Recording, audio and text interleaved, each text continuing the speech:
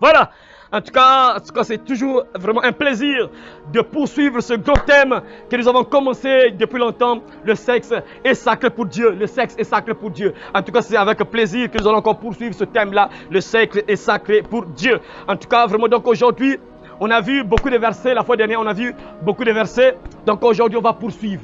On va encore poursuivre, mes frères et sœurs, avec des versets qui font peur sur le sexe. Ceux qui blaguent avec le sexe, qui se disent que non, mon corps m'appartient.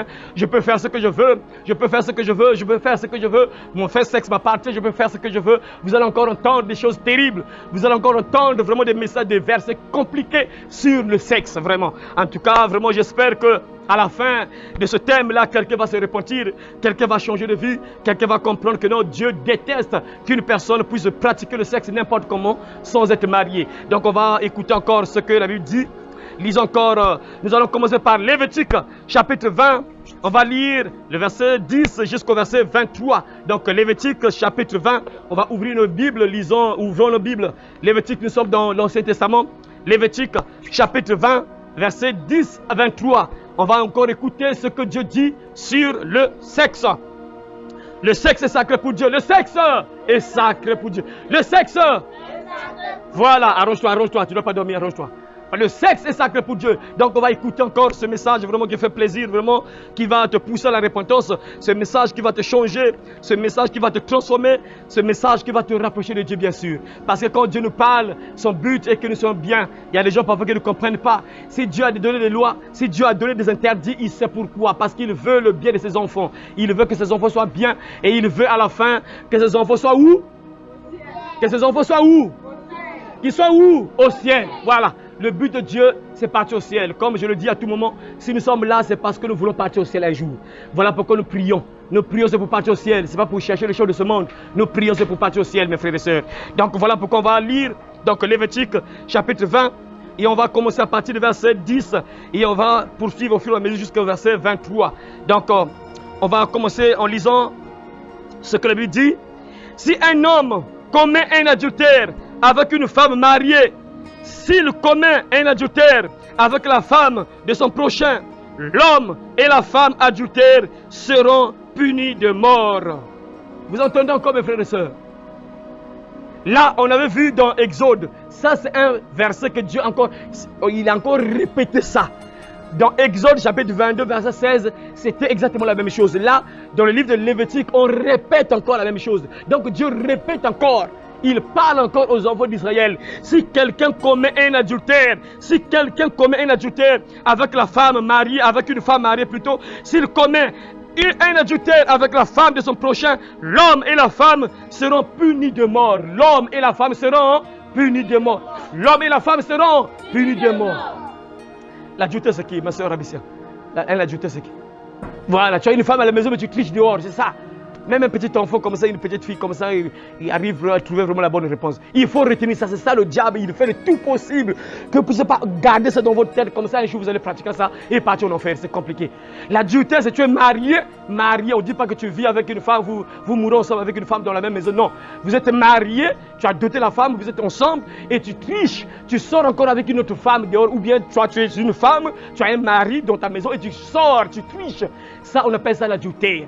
Et la Bible dit quoi? Les deux personnes qui commettent ce genre de choses-là, dans le temps de Moïse, on a arrêté leur cœur, on a arrêté leur respiration, ils mouraient. Si on vous attrape, on vous attrape, vous deux, monsieur et madame, vous devez mourir.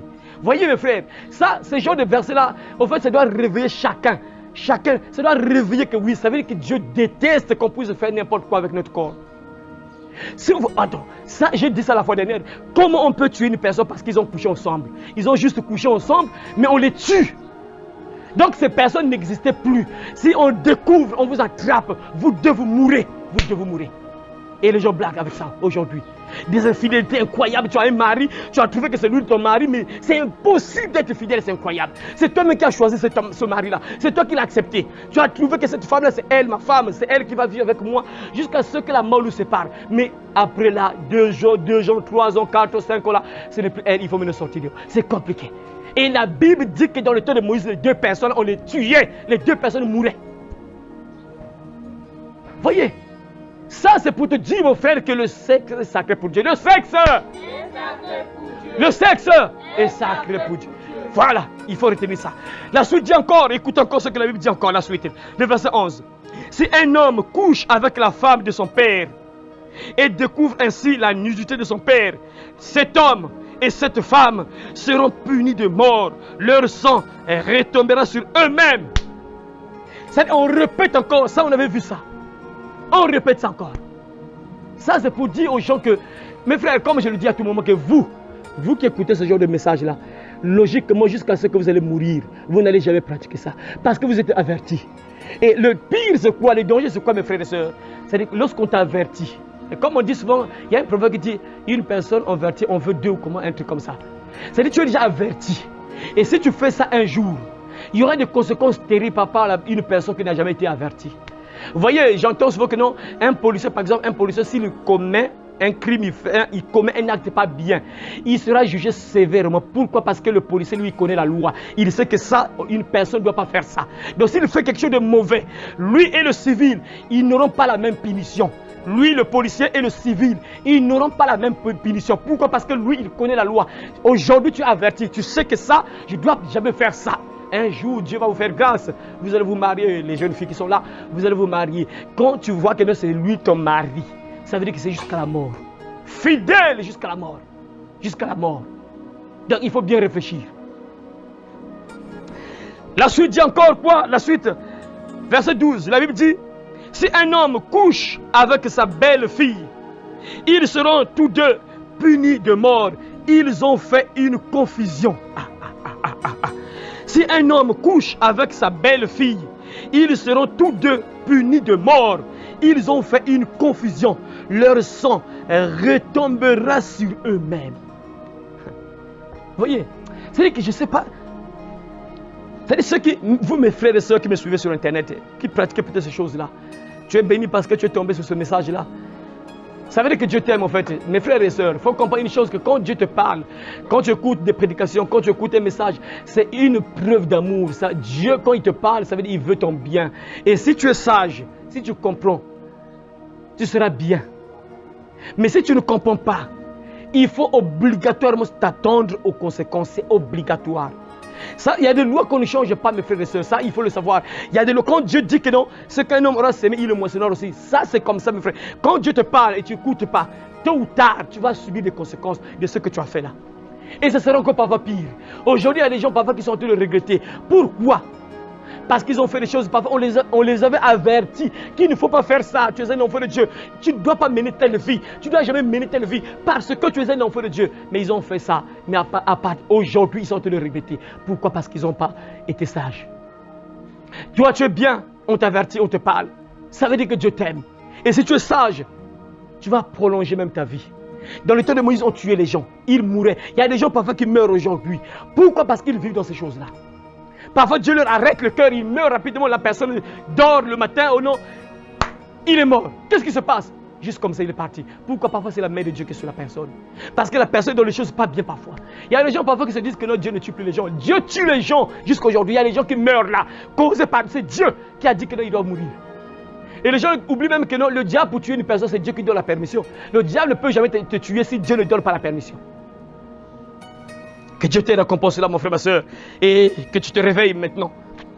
Verset 13, la Bible dit encore quoi, verset 13? La Bible dit, si un homme couche avec un homme comme on couche avec une femme, ils ont fait tous deux une chose abominable. Ils seront punis de mort. Leur sang retombera sur eux-mêmes. Si un homme, voilà exactement comme ça. Vous voyez, Dieu t'a créé homme. Et lui, il se dit que papa, toi, tu as fait une erreur. Moi, je ne suis pas un homme. Moi, je sens que je suis une femme. Papa, mais toi, tu ne connais pas créer une personne, toi. Moi, je suis une femme, là.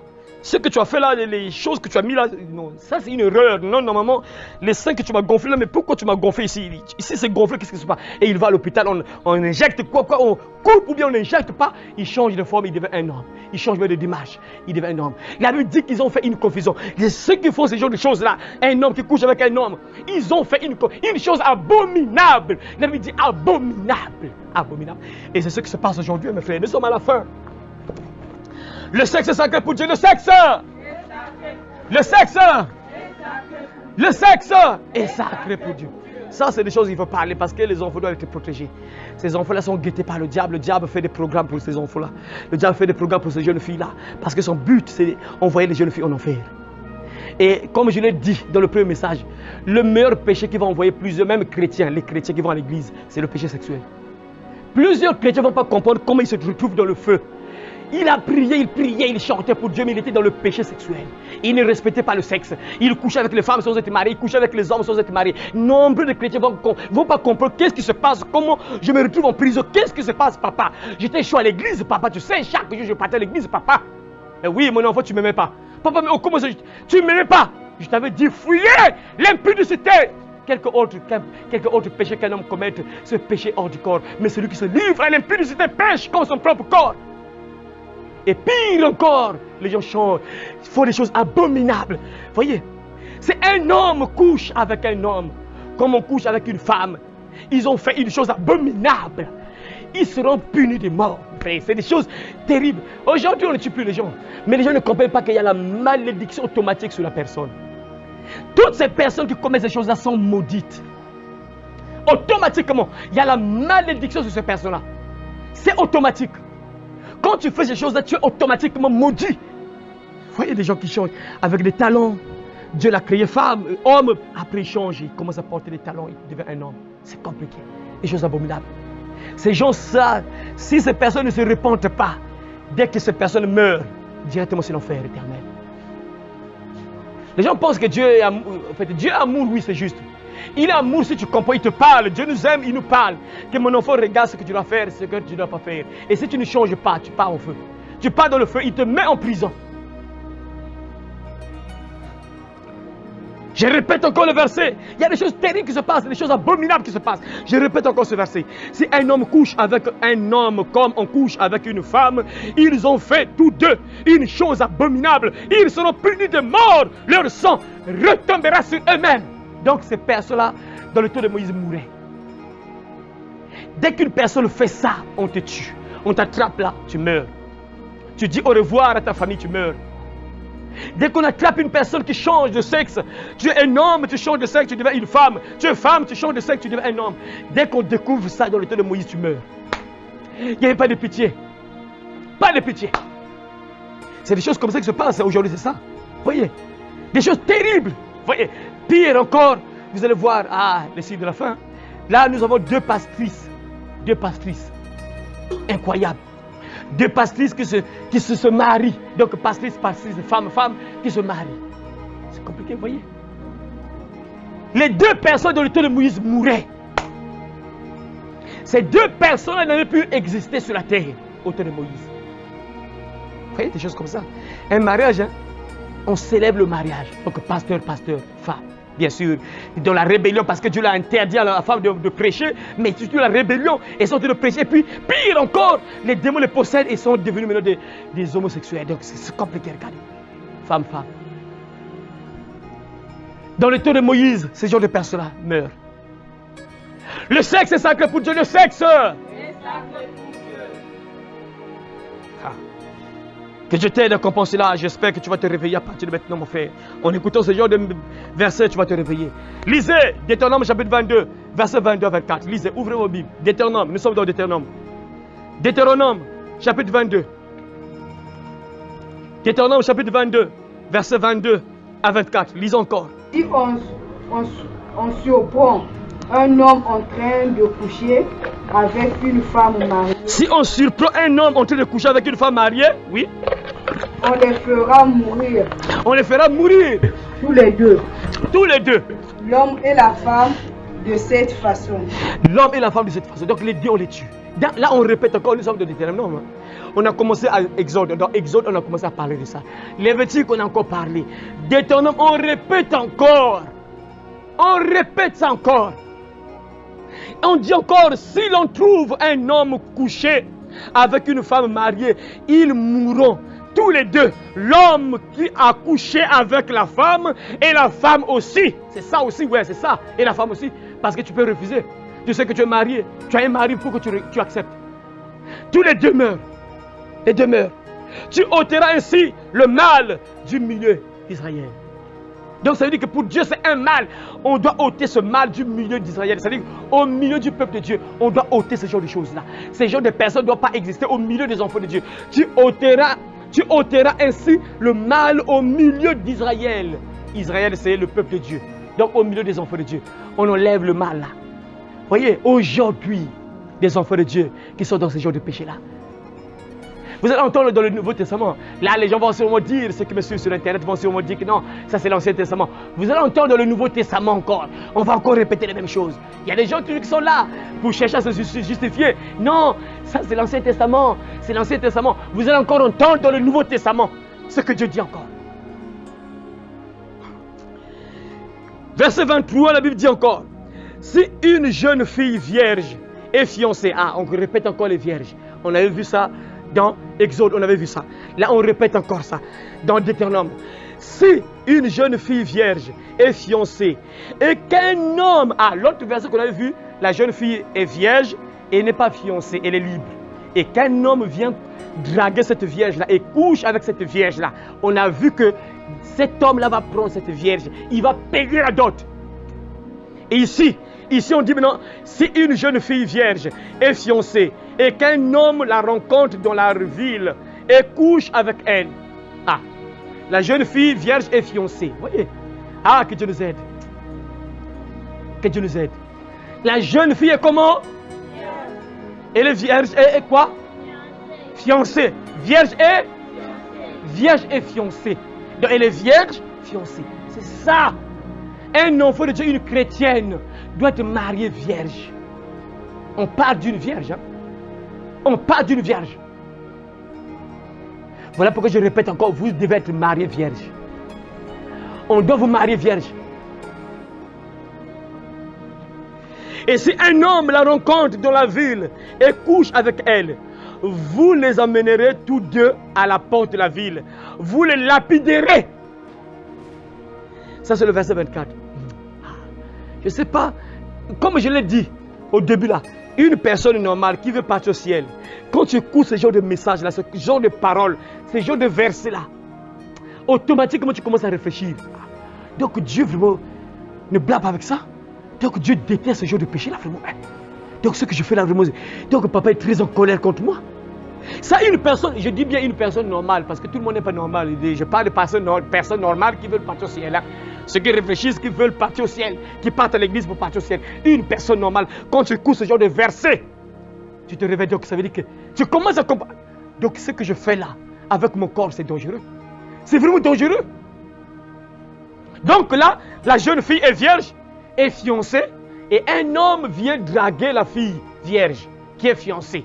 Un homme trouve la fille parce que tu sais, tu es fiancé, rien ne prouve que tu es marié, mais tu es libre, là, tu marches pour toi. Et l'homme, belle fille, hein? La petite, viens d'abord. Bonjour, comment tu vas? Ça va, comment tu t'appelles? Non, moi je m'appelle. Vraiment, moi, je vois que vraiment. Écoute, regarde, j'ai besoin de toi, regarde. Et la fille là, accepte. Parce qu'elle est fiancée, elle doit refuser. Quand tu es marié, tu as un mari, quelqu'un te drague, tu dois refuser. Et ici, on parle que si la jeune fille est fiancée et qu'un homme vient la draguer, et si elle accepte de coucher avec cet homme-là, on prend les deux personnes, donc la vierge qui est fiancée et l'homme qui a dragué la vierge là, vous les deux, on l'amène à la porte de la ville. Donc, à la porte de la ville, donc on les fait sortir la ville sûrement et on les lapide. On prend des pierres, on les tue, les deux. Hein? Est-ce que vous comprenez ça?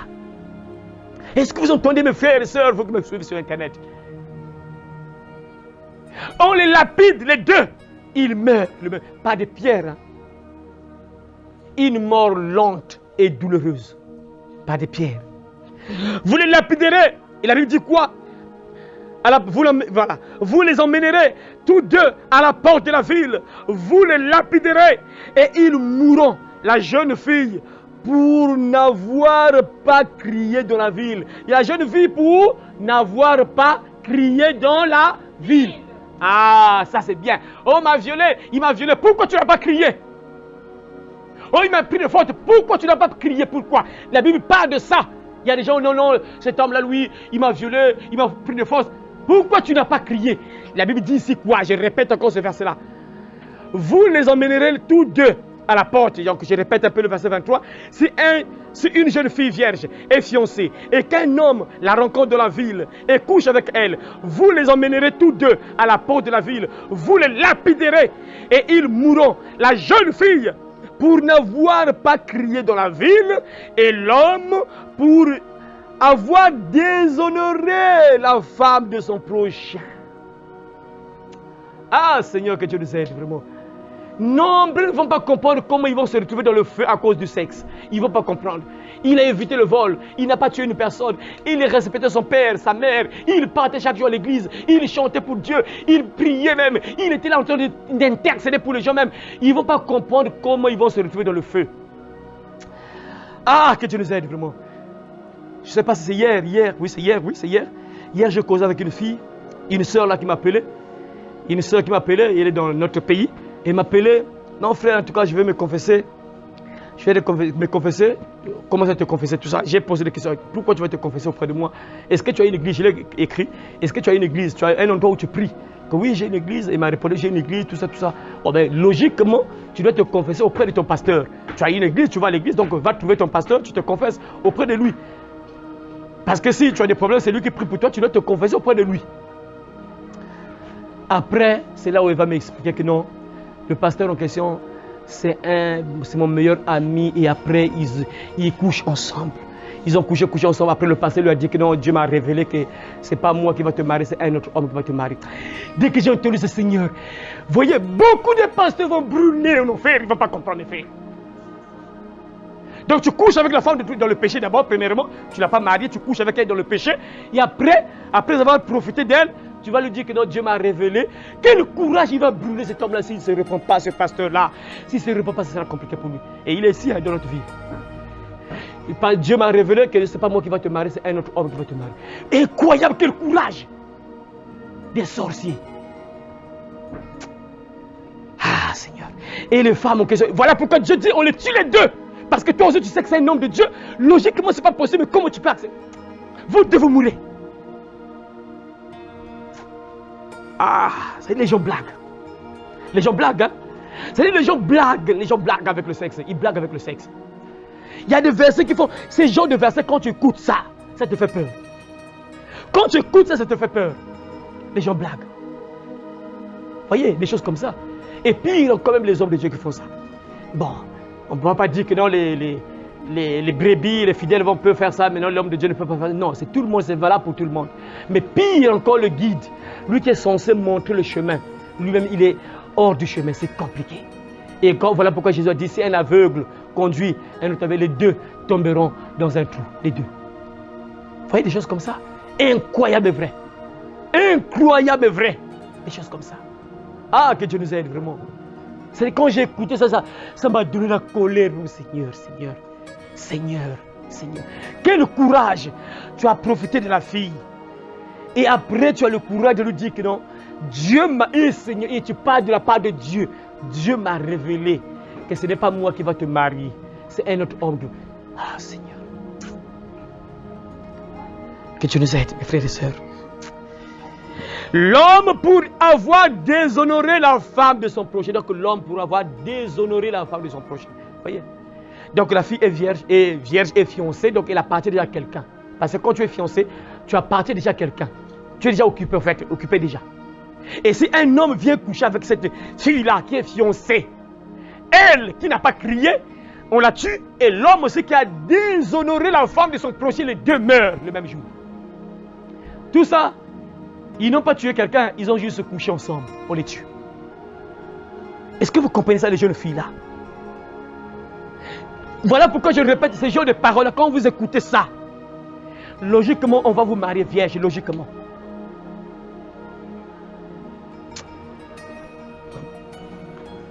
On va encore lire notre passage biblique. On va encore voir toujours Deutéronome 22, à partir du verset 28 jusqu'au verset 30. La Bible dit encore quoi? 28. Je lis. Si un homme rencontre une jeune fille vierge, vous voyez, on répète. Est-ce que vous entendez que le mot vierge là sonne beaucoup? Est-ce que vous remarquez ça? On parle beaucoup de vierges, toujours vierge. Logiquement, dans l'église, on devait retrouver toutes les jeunes filles vierges 15 ans vierge, 18 ans, 20 ans, jusqu'à ce qu'on va marier la fille. Mais malheureusement, c'est compliqué, c'est compliqué. Ça, c'est un miracle. Si tu rencontres une fille vierge dans l'église, un miracle, ça c'est un miracle, miracle. Alors que c'est compliqué, c'est le contraire qui devait se faire. À l'église, on devait trouver des vierges. Et les filles devaient être mariées vierges. Mais c'est pire, c'est compliqué aujourd'hui. Les sirènes sont en train de faire rage, les boas sont en train de faire rage, c'est compliqué. Ah, que Dieu nous aide vraiment. Ici, on répète encore, si un homme rencontre une jeune fille vierge, non fiancée, donc là, elle est libre. Elle est vierge, elle est libre, elle n'est pas fiancée.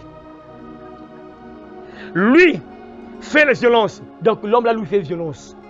Donc cet homme-là trouve une fille vierge et lui fait violence. Lui fait violence et couche avec elle. Et qu'on vienne à les surprendre, parce que c'est ça, parce qu'on doit les surprendre. Et qu'on vienne à les surprendre. Donc l'homme est en train de faire violence à la jeune fille vierge. Donc il est en train de violer, on peut dire. Il est en train de faire violence à une jeune fille vierge. Et qu'on arrive à les surprendre, les deux là, on les surprend. C'est quoi la sentence? Écoutez, frère. Voilà pourquoi je dis parfois le temps de Moïse. Mes frères, quelque part le temps de Moïse c'était bien, mais quelque part c'est un peu compliqué parce que tu sais, nous tous on fait des erreurs. Hein? Tu peux demander pardon, Dieu va te pardonner.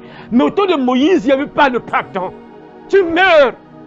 Il y avait des lois, on a établi des lois. Tu respectes, c'est bon, tu sauves ton âme. Si tu ne respectes pas, tu meurs. Écoutez maintenant la suite. Qu'est-ce qu'on faisait? L'homme qui aura couché avec elle donnera au père de la jeune fille 50 cycles d'argent. Donc, amende. 50 cycles d'argent. Et parce qu'il l'a déshonorée, il la prendra pour femme. Il la prendra. Pour femme. Il la prendra.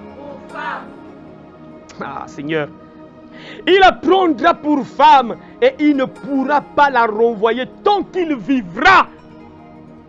Il ne pourra pas la renvoyer tant qu'il vivra. Condamné jusqu'à la fin. Tu ne l'as pas aimé, tu voulais juste te défouler, tu voulais juste te satisfaire, tu as attrapé la jeune fille vierge, tu l'as fait violence, tu l'as violée. Tu vas payer d'abord l'amende et tu la prends pour femme. Voyez, les gens blaguent avec le sexe. Je répète encore, beaucoup de chrétiens, ils ne vont pas comprendre pourquoi ils sont dans le feu. Ils ne vont pas comprendre pourquoi ils sont en enfer. Parce que les gens se disent que non, nous sommes au temps de la grâce. Oui, nous sommes au temps de la grâce. Quand tu écoutes ce genre de message et tu te répands, gloire à Dieu, Dieu te pardonne. Mais si tu ne te répands pas et que tu meurs avec ça, après tu es sûr que Dieu va te laisser comme ça quoi. Tu priais, tu partais à l'église, tu priais, Dieu t'a dit que ça, tu ne dois pas faire ça, tu as fait ça, au lieu de demander pardon, tu n'as jamais demandé pardon. Après Dieu va te laisser comme ça. Directement c'est le feu. Voyez.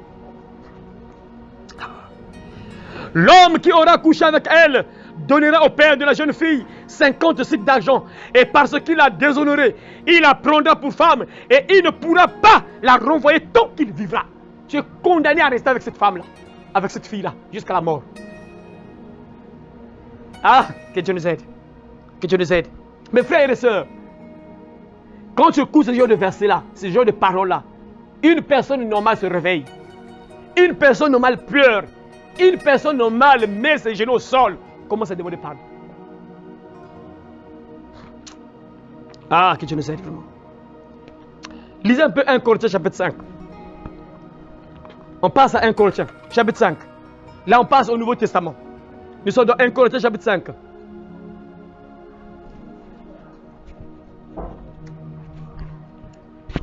« 1 Corinthiens chapitre 5. 1 Corinthiens chapitre 5, verset 1 à 5.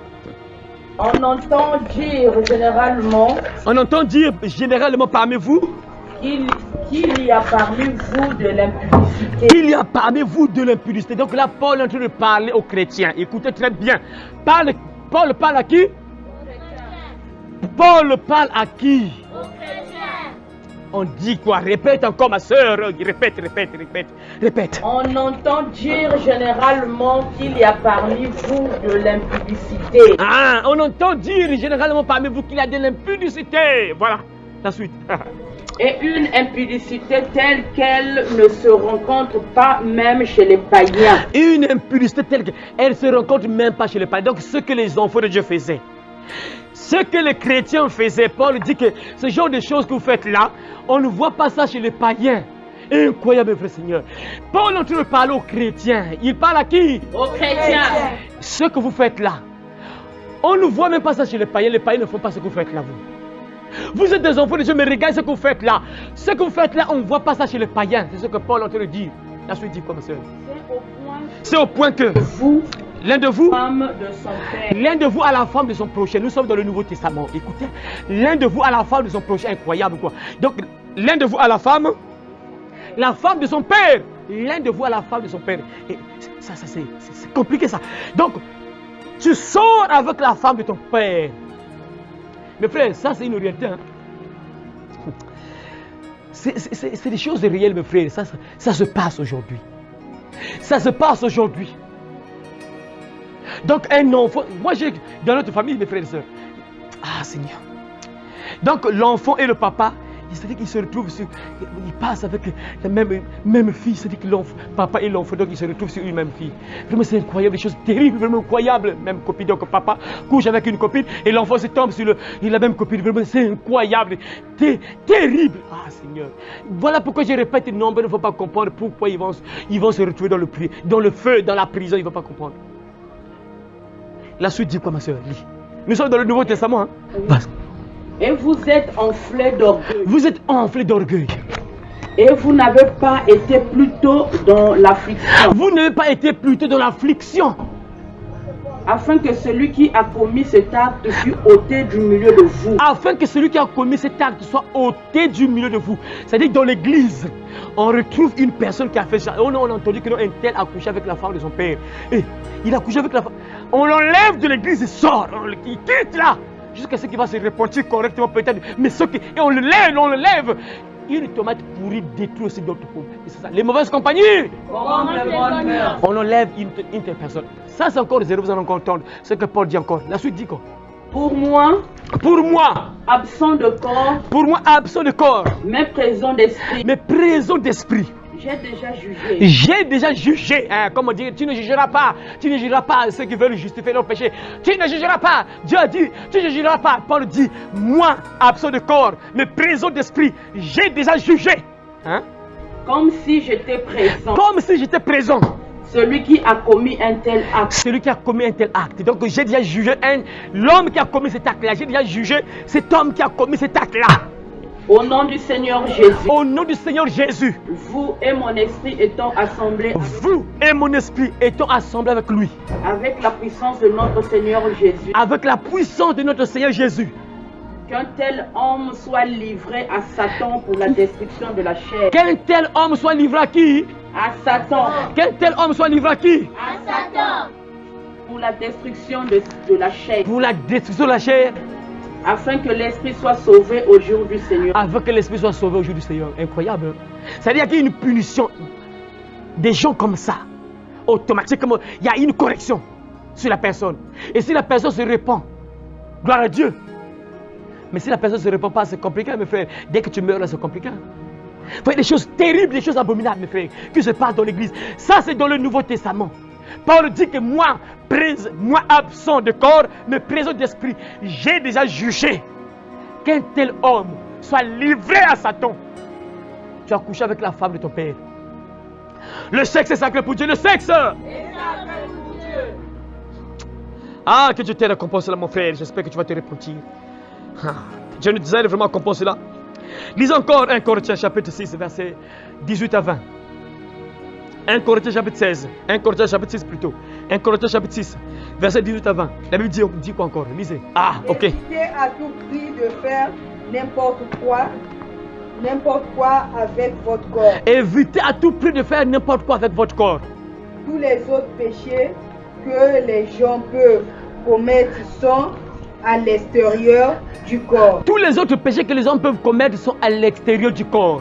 Mais si quelqu'un fait n'importe quoi avec son corps, il fait quelque chose de mal contre son corps. Si quelqu'un fait n'importe quoi avec son corps, il fait quelque chose de mal contre son propre corps. Là, on va lire la version Louis II. La version Louis II dit quoi? Fuyez l'impudicité, quelque autre péché qu'un homme commette, ce péché hors du corps. Mais celui qui se livre à l'impudicité pêche contre son propre corps. Mes frères et sœurs, on va poursuivre le verset 19 et 20.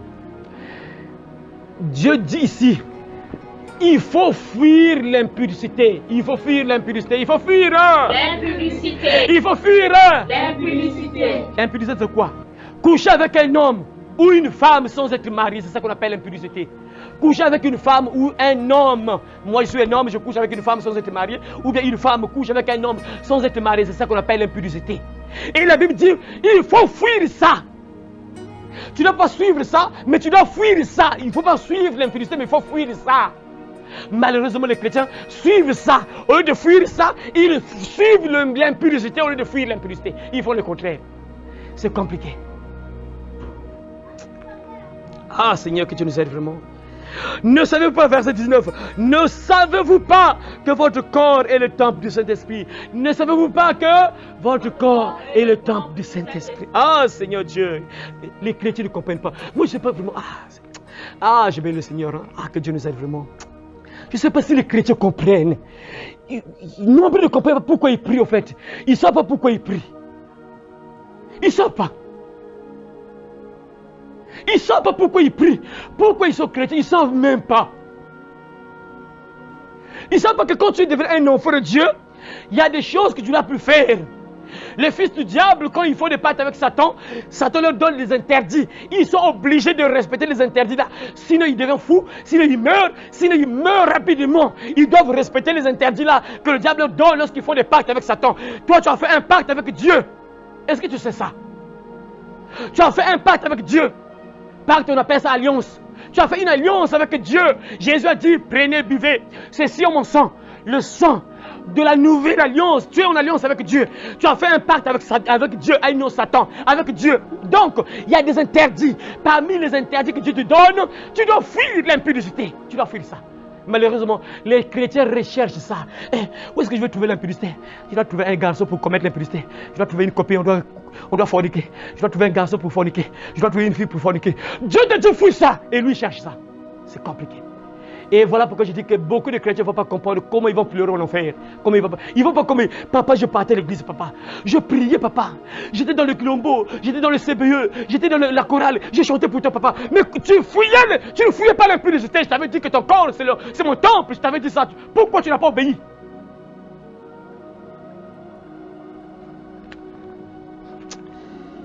Ne savez-vous pas que votre corps est le temple du Saint-Esprit qui est en vous et que vous avez reçu de Dieu et que vous ne vous appartenez pas à vous-même? Vous ne vous appartenez pas à vous-même. Quand tu crois en Dieu, quand tu acceptes Jésus, tu te fais baptiser au nom de Jésus, tu ne t'appartiens plus à toi-même. Ça veut dire quoi? Ta vie ne t'appartient plus. Ton corps ne t'appartient plus. Ce n'est plus pour toi. C'est pour qui maintenant? C'est pour qui? C'est pour qui? Bon, maintenant le corps qui ne t'appartient pas, toi tu dois faire n'importe quoi avec ce corps-là. Ça ne t'appartient même pas. Ce n'est plus pour toi ton corps-là. Ce n'est plus pour toi quand tu acceptes Jésus, quand tu deviens un enfant de Dieu, quand tu commences à prier. Tu dois savoir que ton corps ne t'appartient plus. C'est pour une autre personne. Tu dois me respecter ça. Et le propriétaire du corps te dit que mon enfant, ne fais plus l'impudicité. Ton corps ne t'appartient plus. Ton corps, c'est pour moi. C'est désormais ma maison. Tu ne dois plus rien faire avec ton corps là. C'est pour moi maintenant. Et toi, tu es là, tu t'en fous. Ça veut dire que tu n'es pas sauvé. Vous ne vous appartenez plus avec moi. C'est ce qui se passe aujourd'hui. Les gens blaguent avec le corps. C'est-à-dire qu'ils font des choses abominables avec le corps. Tout ce qui se passe là. Tout ça. Ça, on appelle ça, tout ça, c'est le péché sexuel. Il y a des gens qui vont descendre en enfer à travers ça. Moi, je bénis le Seigneur. Dieu nous a sauvés. Vraiment, c'est compliqué. Voilà pourquoi je vous transmets encore, mes frères et sœurs. Voilà pourquoi j'ai dit, je bénis le Seigneur parce que si la mort m'avait trouvé quand j'étais encore dans le passé là, je partais pour mon enfer. Hein. Parce qu'on faisait n'importe quoi avec le corps. Tu vas à l'église avec une copine, vous mourrez ensemble quand tu pars avec elle, vous partez en enfer, vous deux. Vraiment, c'est compliqué. Tu pars à l'église, tu ne sais même pas pourquoi tu pars à l'église. Tu ne sais même pas pourquoi tu pries. Je dis merci à Dieu qui m'a ouvert les yeux. Je dis merci à Dieu qui m'a ouvert les yeux. Et nombreux, je regrette mes frères et sœurs. Mes frères, c'est compliqué. J'ai dit ça il n'y a pas très longtemps, dans la première partie. J'ai dit ça. La première partie, j'ai dit ça. Vous allez voir que les chrétiens, mes frères, si vous voyez, si on vous montre une église, par exemple, qui a 100 personnes, 100 chrétiens, vous allez voir que sur les 100 chrétiens qui sont là, au moins 90 se retrouvent dans ce péché-là, le péché sexuel, et qui ne vont pas comprendre comment ils vont se retrouver en enfer. Si vous voyez une église qui a 100 personnes, sur les 100 là, au moins 90 chrétiens sont pour eux volontairement, chaque jour ils dorment avec ce péché-là, ils se réveillent avec ce péché-là, ils dorment avec ce péché-là, ils se réveillent avec ce péché-là, et dès que son cœur va s'arrêter de battre, il descend en enfer. Ne savez-vous pas que votre corps est le temple du Saint-Esprit qui est en vous et que vous avez reçu de Dieu et que vous ne vous appartenez point à vous-même? Car vous avez été racheté à un grand prix. Vous avez été racheté à un grand prix. Ah Seigneur, vous avez été racheté à un grand prix. Glorifiez donc Dieu dans votre corps et dans votre esprit qui appartiennent à Dieu. Glorifiez Dieu dans votre corps et dans votre esprit qui appartiennent à Dieu. Qui appartiennent à qui? À Dieu. Glorifiez Dieu dans votre corps et dans votre esprit qui appartiennent à qui? À Dieu. Ah, je ne sais pas comment ça sonne dans votre tête. On te dit bien que ton corps appartient à Dieu, ce n'est pas pour toi. Mais là, Dieu t'a dit que fais ça. Ce que tu fais là, est-ce que le propriétaire de ce corps-là te dit de faire ça? Est-ce que le propriétaire de ce corps-là te dit de faire ça? Tu vas à l'église, tu pries. Est-ce que le propriétaire de ce corps te dit de faire ça? Est-ce qu'il t'a dit que non, mon enfant, bon, oui, tu crois moi, bon, ok, continue à forniquer avec les garçons, continue à forniquer avec les filles, continue à commettre l'impudicité, l'adultère. Est-ce que le propriétaire de ce corps te dit de faire ça? Que Dieu t'aide à comprendre cela, mon frère. J'espère que tu vas te réveiller, mon frère, quand tu écoutes ce genre de message-là. On va terminer par un passage biblique, 1 Thessaloniciens chapitre 4, verset 3 à 5. Tu vas lire, ma soeur Laurette, 1 Thessaloniciens. 1 Thessaloniciens chapitre 4, verset 3 à 5. On va terminer par ce passage-là. 1 Thessaloniciens chapitre 3.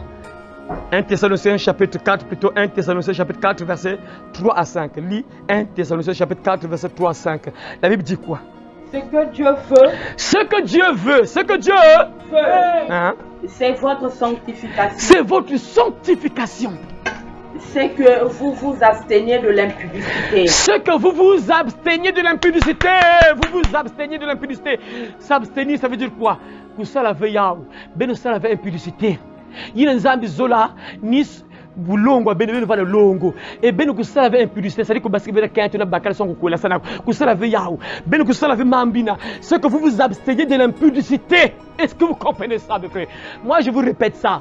Moi je veux sauver mon âme, mais je ne suis pas là à caresser les gens qui l'aiment pas. Je dis ce que la Bible dit, ce que Dieu dit. Et si tu arranges ta vie, tu sauves ton âme. Si tu n'arranges pas ta vie, ça te regarde. À l'école, lorsque le professeur enseigne, il donne les leçons. À l'examen, le professeur n'est pas là. À l'examen, il n'est pas là. Tu es là, seul, avec les preuves, tu es là. Quand vous serez à la barre, je ne serai pas là. Mais moi, je vous ai parlé. Je vous ai dit ce que la Bible dit, ce que Dieu dit. Je vous ai dit la vérité, ce que Dieu dit. Il dit qu'un enfant de Dieu ne doit pas vivre dans l'impudicité. Ce que Dieu veut, c'est votre sanctification. Ce que vous vous absteniez de l'impudicité. Ce que chacun de vous sache posséder son corps dans la sainteté et dans l'honnêteté. Lis la suite, répète. C'est que chacun de vous sache posséder son corps dans la sainteté. Dans la sainteté et l'honnêteté. Sans vous livrer à une convoitise passionnée. Sans vous livrer à une convoitise passionnée. Comme font les païens.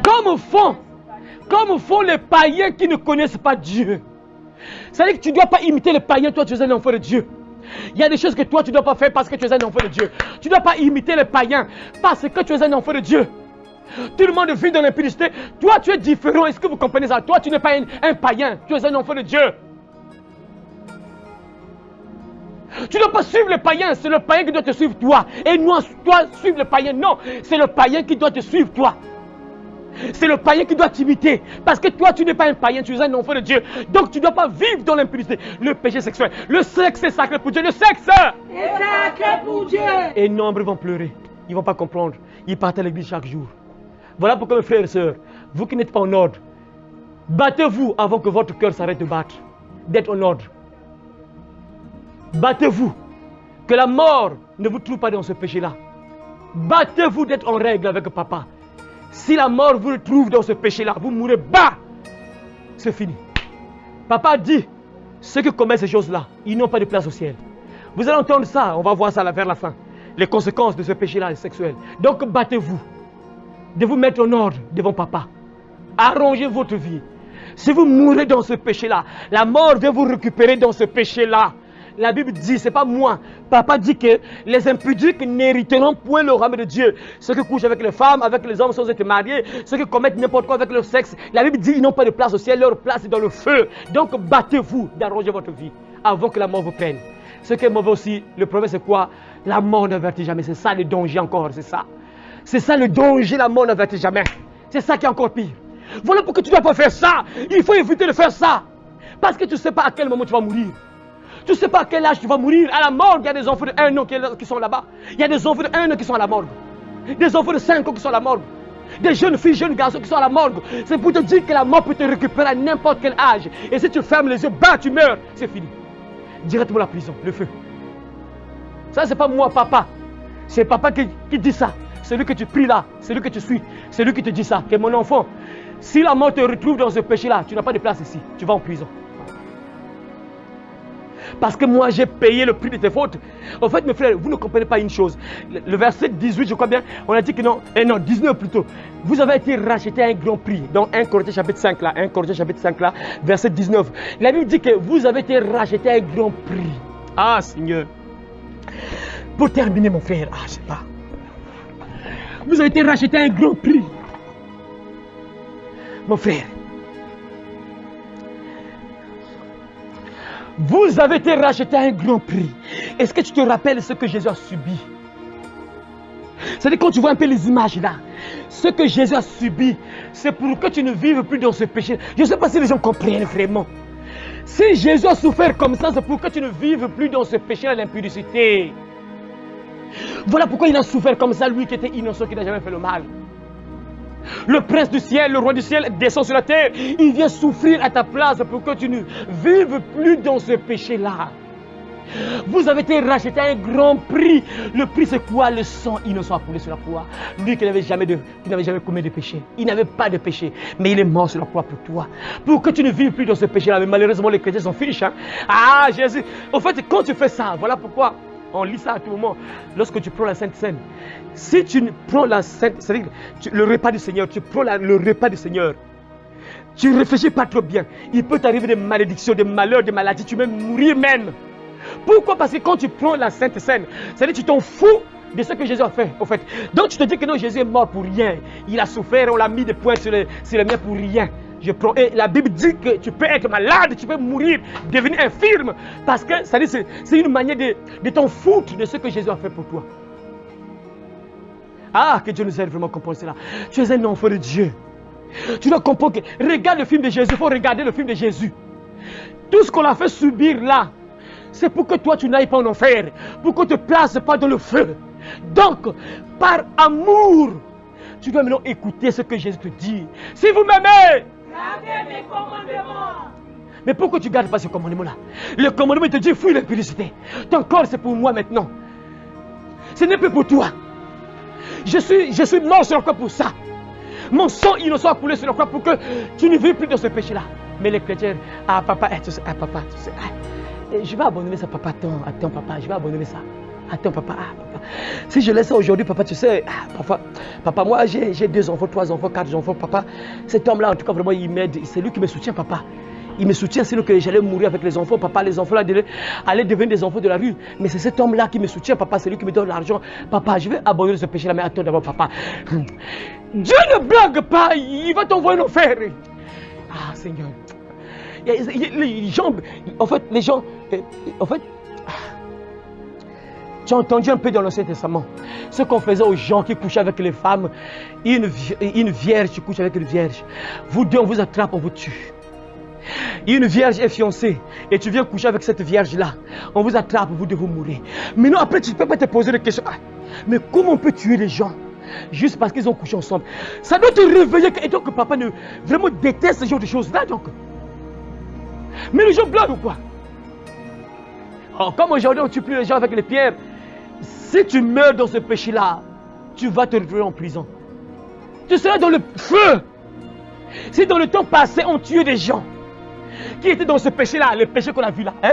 Le péché qu'on a vu là. Si on tuait les gens juste à cause de ce péché-là, mes frères et sœurs, mais pourquoi? Il faut vous poser un peu de questions, mais qu'est-ce qui t'attend le jour que tu vas mourir, hein? Si tu meurs dans ce péché-là, qu'est-ce qui t'attend finalement si tu meurs dans ce péché-là? Si on tuait les gens dans le temps de Moïse là, maintenant, si tu meurs dans ce péché-là, le péché sexuel là, tu dois te poser des questions, mais qu'est-ce qui m'attend si je meurs?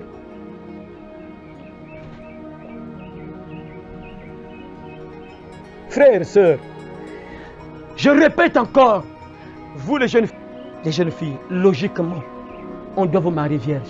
Et même toi aussi, les jeunes garçons là. Ta première copine, c'est ta première femme. Première copine, première femme aussi.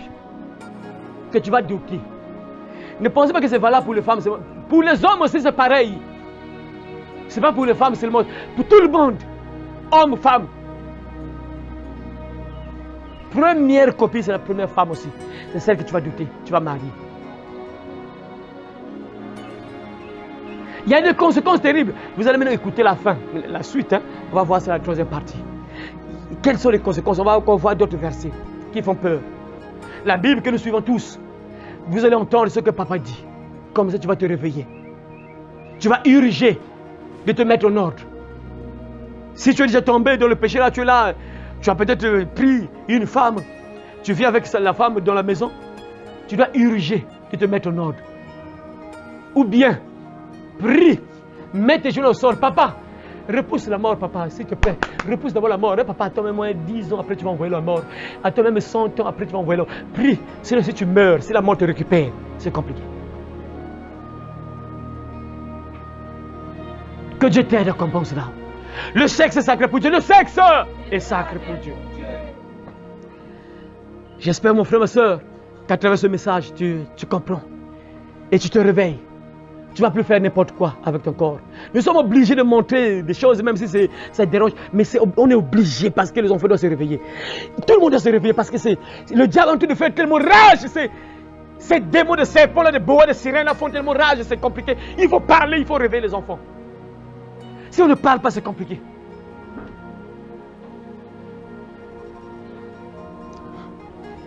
Vraiment que Dieu nous aide à comprendre cela.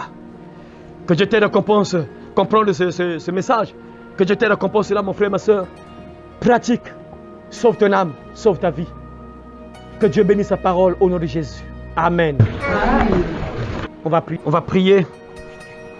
Toi qui es sur Internet et toi qui le suis en direct, tu as entendu ce message. Entre en prière. Quand Dieu nous parle, ça veut dire qu'il veut notre bien. Il veut tout simplement qu'on se répande. Si tu reconnais que tu es dans ce genre de péché-là, tu couches avec une femme sans la marier, il y a longtemps que tu couches avec une femme d'autrui sans la marier, et tu couches avec un homme sans être marié, tu es dans l'impudicité, donc tu fais des choses abominables avec ton sexe. Tu as entendu ce message, tu peux entrer en prière et demander pardon à Dieu, Dieu va te pardonner parce qu'il t'aime. Tu as entendu ce message parce que Dieu t'aime, il veut ton bien, il est prêt pour te pardonner. Si tu entres au-delà de toi, tu te confesses, Dieu va te pardonner. La Bible déclare dans Proverbes chapitre 28, verset 13, celui qui cache ses transgressions ne prospère point, mais celui qui les avoue et les délaisse obtient miséricorde. 1 Jean chapitre 1, verset 9, la Bible dit encore, si nous confessons nos péchés, il est fidèle et juste pour nous les pardonner et nous purifier de toute iniquité. Voilà pourquoi, mes frères et sœurs, on va entrer en prière. Tu as entendu ce message? Entre en prière, mon frère, dis quelque chose à Dieu. Seigneur Dieu, merci parce que tu nous aimes, papa. Tu nous parles à tout moment parce que tu veux notre bien, papa. Tu veux notre bien, tu veux que nous soyons sauvés. Voilà pourquoi tu nous parles à tout moment, papa. Merci, ton Père, pour ton message que tu nous as partagé aujourd'hui. Tu nous as parlé, Seigneur Dieu, ton Père, parce que tu veux notre bien. Parce que tu veux que nous soyons heureux. Voilà pourquoi tu nous parles à tout moment, Seigneur notre Dieu. Tant de Père, je prie pour mon frère. Je prie pour ma soeur qui a entendu ce message, Seigneur Dieu.